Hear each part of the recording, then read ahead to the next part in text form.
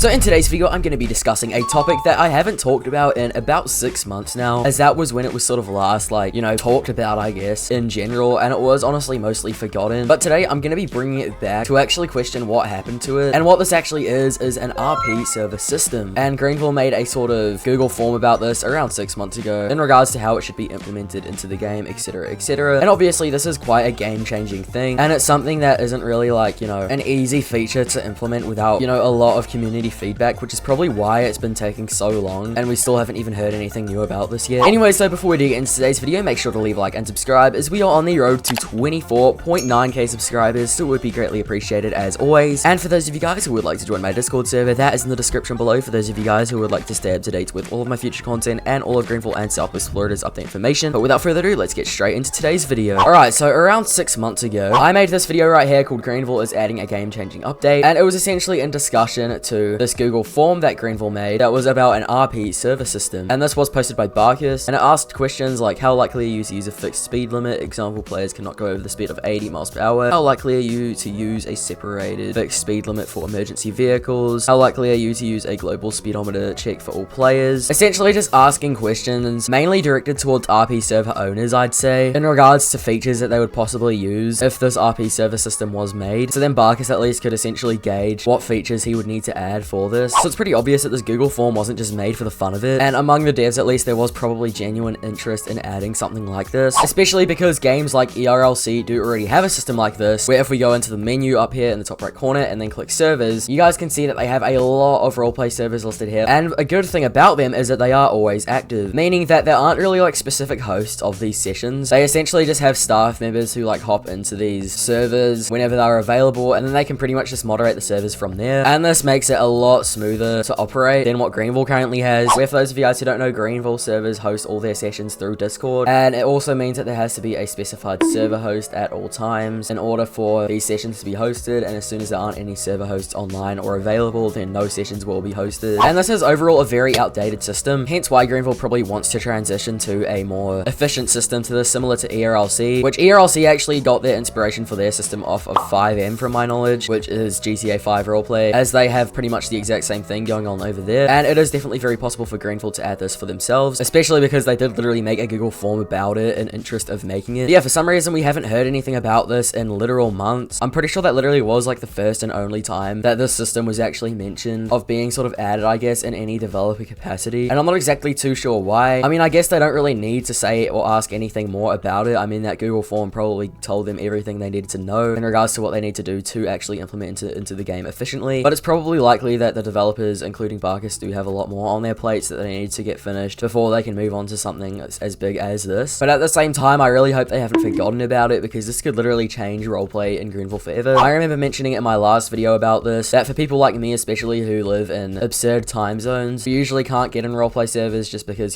people only host at bad times for people in a similar time zone to me at least. Having a system like this where sessions are infinitely hosted pretty much, and where server staff can sort of just hop in and out as they wish, it would make things so much easier and just better overall, and it's just a much smoother system and more efficient, and it would overall just help increase the, roleplay experience on Greenville. Anyway, so let me know what you guys think about it in the comments below. I think this is a very interesting thing that a lot of people just don't really seem to be talking about nowadays, not because it's not a desired feature or anything, but I feel like a lot of people just sort of forgot that this thing was even, mentioned by the devs in the first place, and it was sort of forgotten about very fast for whatever reason, but I definitely think it should be looked at again if it hasn't been, because I mean, seriously, this could be really good for Greenville if this is added in the future. And yeah, anyways, thank you guys so much for watching today's video. If you guys did enjoy it, make sure to leave a like and subscribe, as once again, we are on the road to 24.9k subscribers, so it would be greatly appreciated as always. And for those of you guys who would like to join my Discord server, that is in the description below. For those of you guys who would like to stay up to date with all of my future content and all of Greenville and Southwest Florida's update information. But anyways, thank you guys so much for watching, and I'll see you all in the next one.